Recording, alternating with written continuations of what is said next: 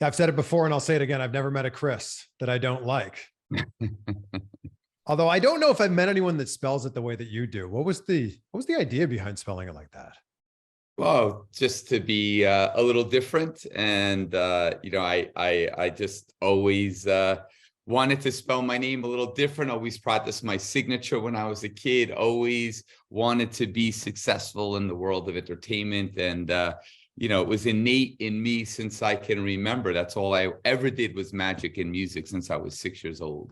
Do you remember the first time that you were introduced to magic and what your reaction was when you saw it?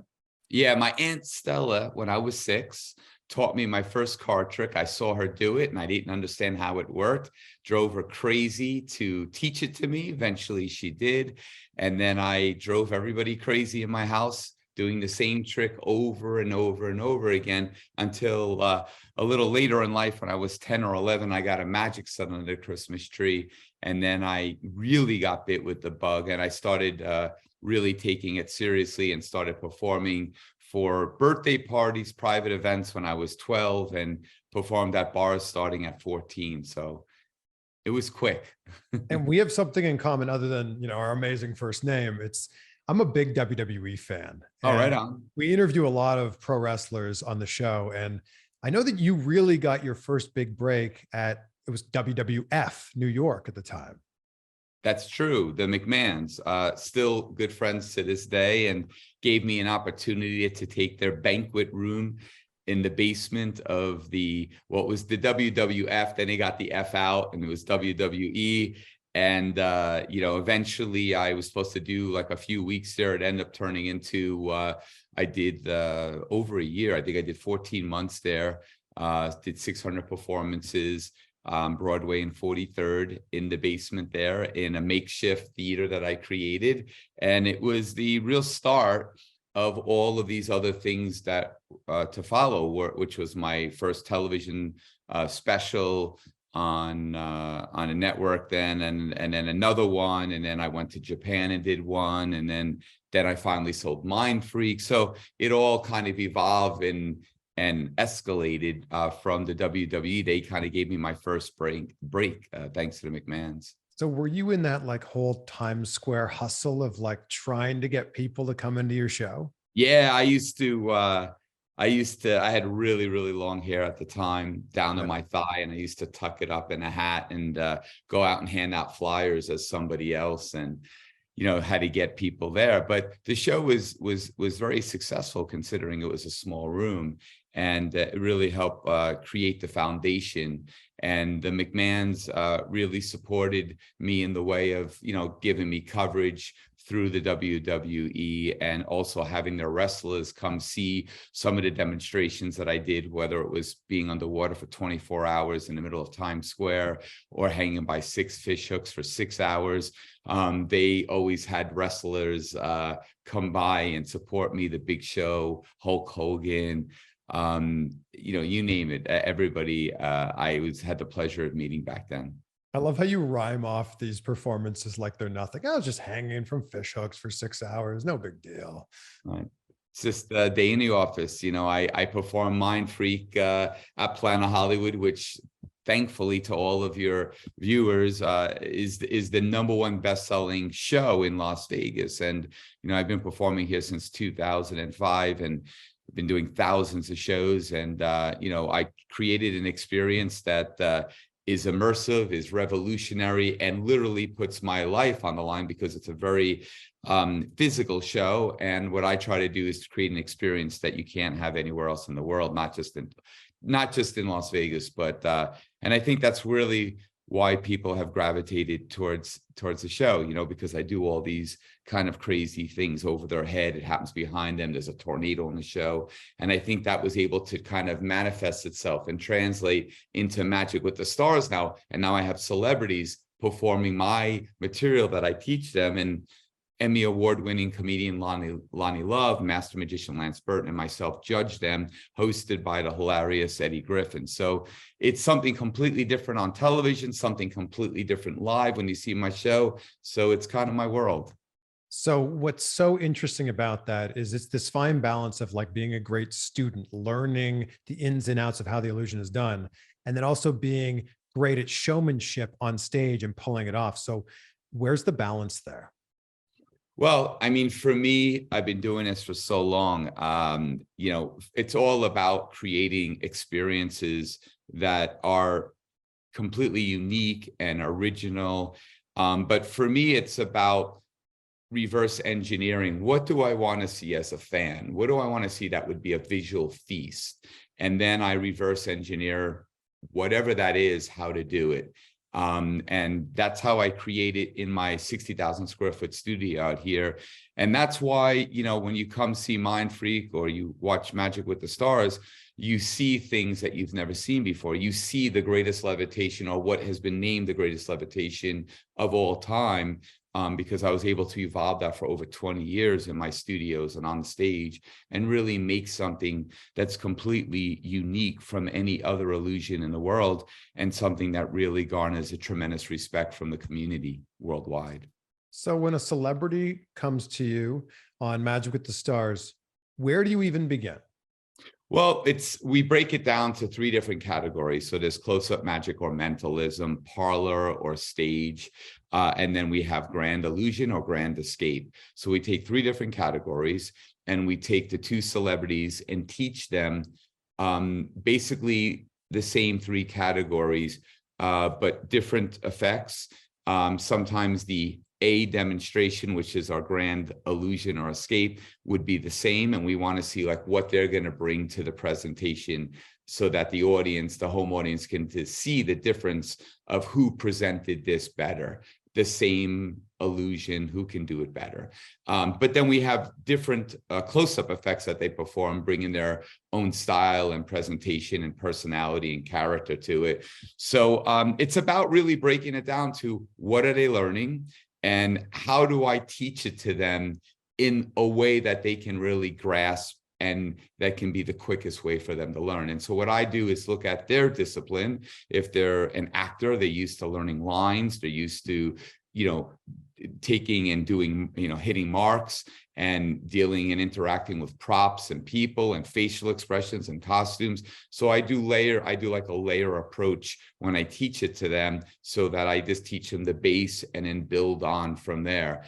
And it's really fascinating when you get different celebrities, whether it's, 2 UFC fighters like, Randy Couture and Frank Mir, Hall of Famers, champions, and what their discipline is, and how to teach them magic and let them do what they do in their arena, but also take them out of their wheelhouse and have them do something that they might not be comfortable in. And so for me, it's fascinating to see people like that, or Olympians like, a gold medalist, Tara Lipinski, brought home the gold for us, and Johnny Weir competing against each other, ice skaters, figure skaters.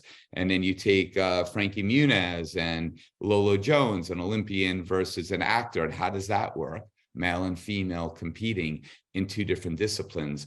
So to me, it's just fascinating to see. And it's really something that gives a tremendous amount of hope to the viewer, because they see that these people are not invincible. They have fears. They have to overcome certain challenges like we all do in our regular lives. So besides seeing the most revolutionary magic and seeing like eye candy galore, you're really going to get something out of this personally that you can apply to your own life, and be able to see that the impossible is certainly possible. I love that, because I'm such a big proponent of the idea that like anyone can learn to do anything. It's just like you got to get over that fixed mindset. Yes. And I love that on your show, you can show that like, I think anyone watches anything that you've ever done, any of the performances you've ever done, and go, that's amazing. I don't know. How does he do that? That's incredible. I think there's something about seeing an actor, a musician, a celebrity, whoever it happens to be, that's not part of that magic world pulling it off, that makes you go, if they can do that, maybe I can do this other thing in my life. 100%. And what you're seeing them do is not like old, they're doing magic and illusions and escapes that headlining magicians in Vegas or throughout the world are not capable of doing. It's the most sophisticated, illusions, escapes that you can possibly do in the world. There's stuff that I created in my laboratory, and there's nothing out there like it. Are there things that you're developing now, or perhaps you've been developing for 10 or 15 or 20 years that you just need a little bit more till you can put it on stage? I'm always evolving and transforming and creating. That's why I have a 60,000 square foot laboratory, my studio, which is unlike anything in the world for my art form. And we're able to do things at a much higher technologically sophisticated level. And that's why people come to trust my brand when they come see my show or watch it on TV. They know they're going to see things that you can never see any other practitioner in my field do, because it's stuff that I evolve and transform with my full team for decades. And so, you know, in my Mindfreak show, I have a tornado in there that I'm evolving right now and just taking it to the next level. I have a snow blizzard in there that I'm doing the same thing. I have a guy that's on fire that interacts in the beginning of the show that I'm working with. So I'm really doing things that are not only immersive, not only is the audience completely surrounded and in the movie as opposed to watching it, but it's things that you know, you've never seen before unless you're watching a movie with CGI or special effects. But this is live. This is stuff that I wanted to do not only live, but then wanted other people, actors and athletes, to be able to take what I've learned and what I've created and be able to celebrate, you know, this art form with the viewers and show people, because, you know, we live in such a divided country right now. It doesn't matter if you're a liberal or a conservative, you know, it's so divided. And to me, it's all about light, love, and positivity, about engaging somebody and giving them hope and showing them that anything is possible. And I think Magic with the Stars does so much, but the underscore, it does that. Since you mentioned movies, I know that you're a big movie fan. What is the best movie about magic ever made? I'm not that big of a movie buff. I mean, there's been several. I mean, if you go classic, it's obviously the Houdini Tony Curtis movie, which is not true. That's not how Houdini died at the end, but it's an interesting movie. You know, you have lots of prestige. You have a variety of movies. But you know, they're always presented for me in a little bit more of a in a bubble. You know, Burt Wonderstone was done, which had the opportunity to be something really special and really funny, and it kind of lost or missed its mark.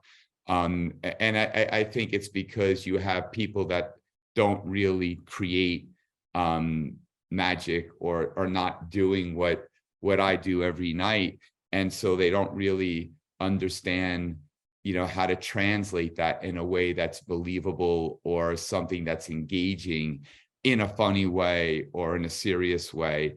So I think, you know, movies by and large, you know, are magic in unto themselves, whether they have the subject matter of magic, because it's movie magic. It's how do they create these special effects? Yeah. So some of my favorites would be things that inspired me, like the Terminator back in the day, that had movie magic in there that really was revolutionary for that time.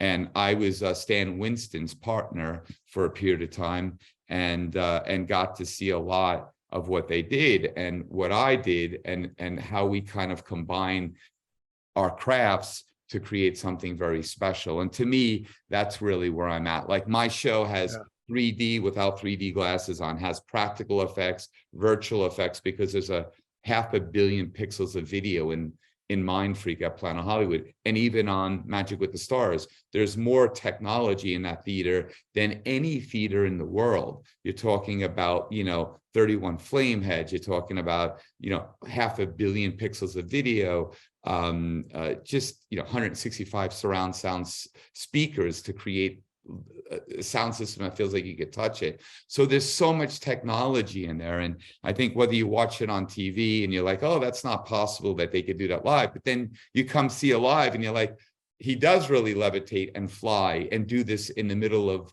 pure light. And how is that possible? Because we never seen anything like that, you know? Who's the one celebrity on Magic with the Stars that just blew you away with what they did? You know, there was a few really, really, I mean, all of them, you know, carried their own, but, you know, I thought Frank Mir, Randy Couture did a really great job. I thought Donny Osmond and Debbie Gibson did a really good job. You know, I thought Miles Brown from the show Blackish did a really good job with the levitation. Yeah, I think a lot of everybody kind of stepped up and presented what they had to do in a way that I was really proud of. Whether, you know, somebody won and a person lost, they both still did, you know, a really great job. And they should, everybody that did season one should be proud of themselves, the people that won and lost, because in my mind, there were no losers. We had to pick somebody for the sake of the television engagement, the show, but everybody did a fantastic job. You have a quote that I love. It's "Life is death without change." What does that mean to you? Well, it means that, you know, we all change every moment that we're alive, whether physically, mentally, or what our interests are, or what our life is presented with, you know, death and, you know, people leaving us and new people coming and meeting us. It constantly changes. And so to me, you kind of have to embrace it, even though sometimes it's very difficult due to the circumstances. But if you embrace it, I think then it will allow you to live probably a more fruitful life, because you're used to change and you accept change. You don't try to fight it.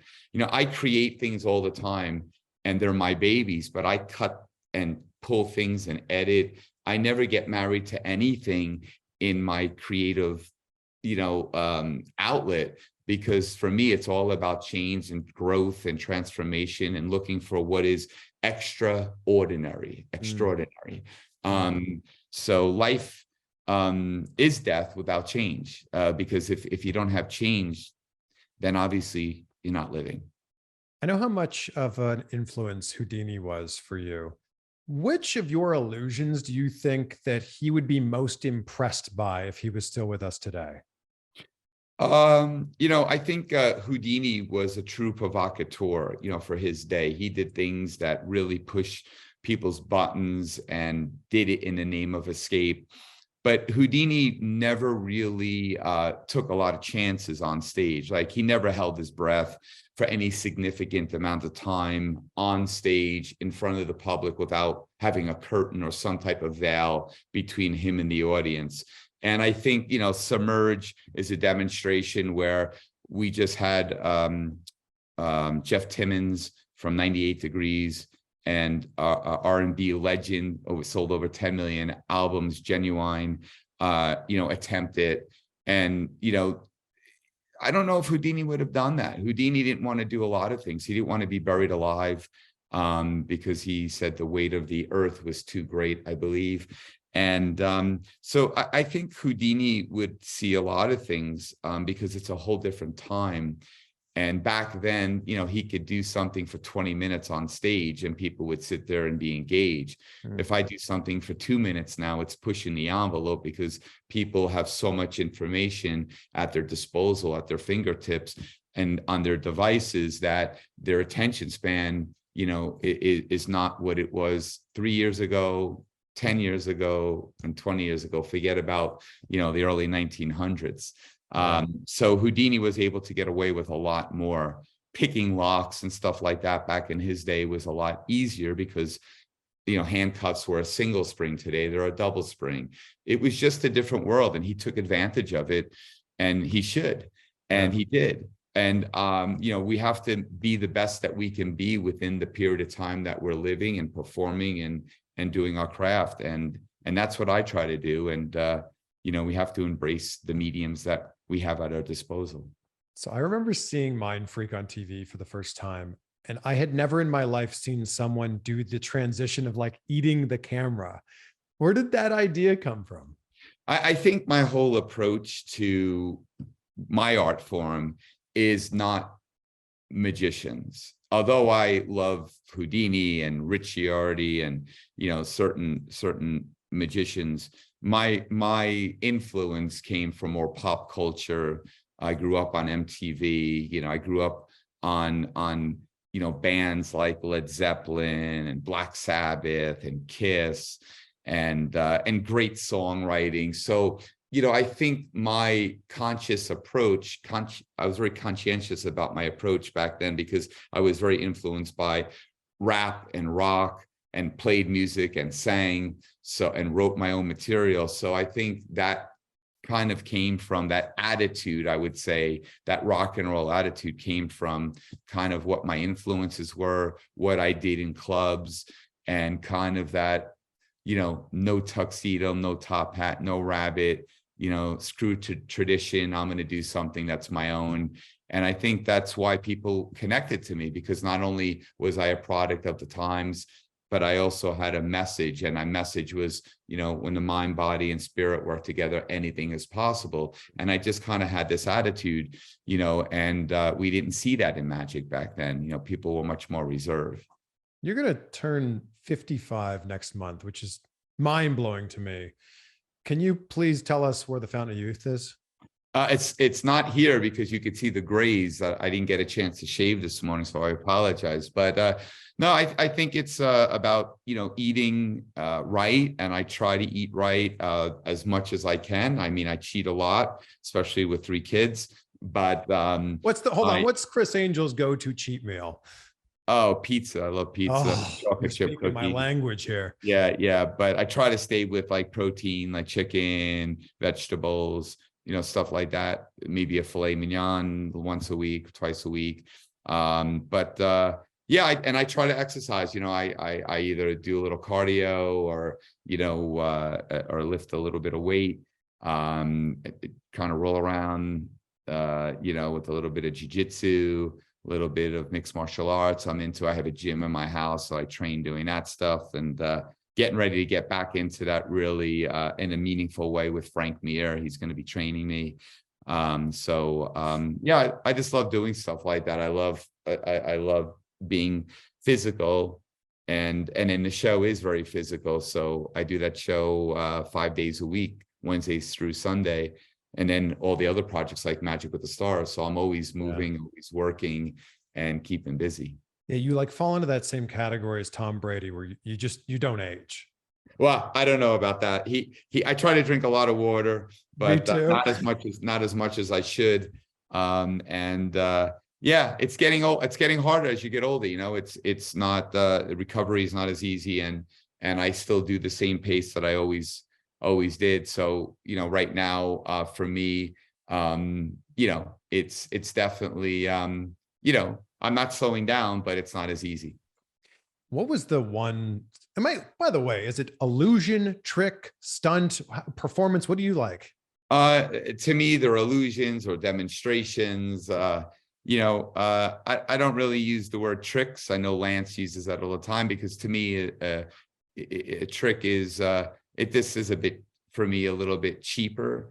It's like, I'm going to learn a trick, yeah, you could say it's a trick. I mean, I guess, levitating and flying around the stage is a trick, but to me, it has a little bit more substance there. And it has a little bit more meaning there than just like a card trick or something. What was the one demonstration that put you on the map early on and made people go, oh my God, you got to pay attention to Criss Angel? I think it was Criss Angel. I think it was my approach, my look, the way I presented stuff. I've done, thousands. I did over 1,000 demonstrations on Mindfreak alone.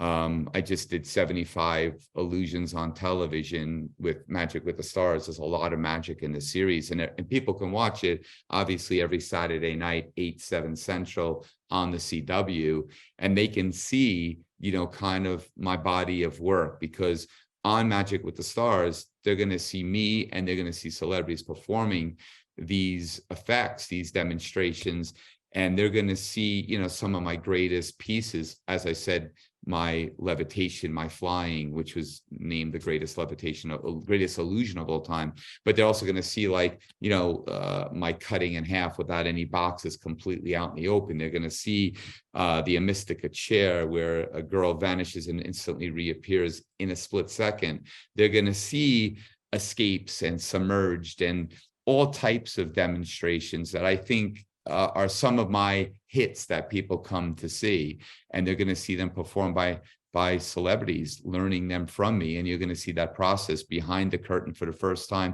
where magic never goes there, because, you know, you're not supposed to bring people in and show them how you do it and train them and see what the training process is. But we break the rules and do what we do, and do it for the benefit of the viewer. So hopefully viewers check it out. Magic with the Stars, CW, 8/7 Central, every Saturday night. Is there anything that scares you? Probably the only thing that scares me is when I go before God. That's it. I don't fear death. I don't fear anything. But my faith in God is what I think is, you know, for me is the most important thing, and I don't push it on anybody. This is an amazing country. People can believe what they wish. They can express themselves, I hope, still. And for me, that really is it, you know. I try to be true to myself. I try to be able to look in the mirror, let my kids look at me, and I've made lots of mistakes in my life, like we all have. We all have skeletons, but it's all about life is death without change, about embracing and transformation and becoming better as a human being and as an artist. And I think as you get older and you have 3 children, you know, your priorities get in order. So like you said, it's every Saturday night on the CW, 8/7 Central. Thank you so much for this. I have just one more question for you, because gratitude is such a big thing in my life. I wake up every day. I say out loud 3 things I'm grateful for, and that's how I start my day. It's beautiful. Criss Angel, what are 3 things in your life that you're grateful for right now? I would say Chenille, my better half, my 3 children, and you know, my family and friends. That's what I'm grateful for. Everything else is meaningless, you know. It means nothing.